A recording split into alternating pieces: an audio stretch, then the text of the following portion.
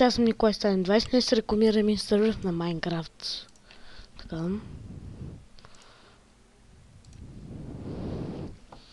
Готин е, няма много неща, но ме кефи. Така. Това мисля да е моята къща. Още не съм питал админа дали може. Това са къщите под найем, докато вие си направите нови къщи. Има и още една. Ето я.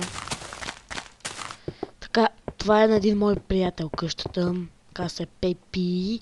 Това е на един мой приятел М се казва. Това е, ето главният админ. Нещо не играе. Ето е моята къща, ще я дам под найем тая, като взема другата, ако ми я дадат. Така да ви покажа моят магазин. Той е за кирки. И за лопати. Ето ги лопатите. Ето и кирките. Ето тук има табелки колко струва. Така, ето е айфовата кола. Горе има стъкла, така да ви кажа. Или ходете до Араб гората, която е там. Ето я. Там няма прозорци. Или ходете ето тук. Тук няма. Или ходете ето там. Видите ли го е това? Ето там мисля, че пак няма прозорци. Така да ви зада при арената. Вчера вечерта към 12 имаше някаква битка, където сме с създатни брони. И почваме да се биеме с мечове. Ето тук се защитаваме от тези. Може и такова. Така, там те спамват, дадат и меч ако нямаш и почва да се биеш тук с някакви. Има някой път засажда дървета, по някой път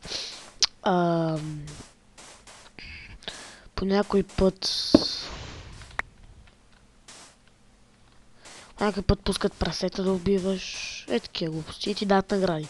Така да ходим да видим Макдоналдса. Болинга ще си го видите. Той не е интересен. Макдоналдса, ето го мърца. Там има селяни в него. Това е май тук продават библиотека. Не знам. Нещо като библиотека продавач има селяни. Това е вилата на селяните. Бутове. Ето Макдоналдс, има на 2 етажа. Ето тук си имам колко струва. Ето горния етаж. Ето, иначе че върна на малко съм болен. Опа. Ще оправя. Еми това беше от мен. Влезте сървър, ще има сървър с хамачи, ще има ID на парола и IP-то на сървър. Това беше от мен. Чао, чао.